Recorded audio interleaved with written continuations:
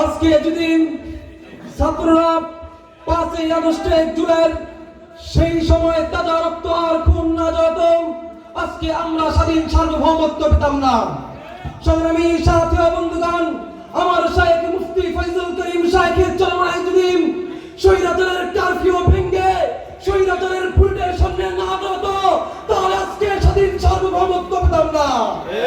সংগ্রামী সাথী ও বন্ধুগণ, আজকে এই স্বাধীন সার্বভৌমত্ব নিয়ে কেউ ছেড়ে মেরে খেলবে, কোন চাঁদাবাজি করবে, তা বরদাস্ত করা হবে না।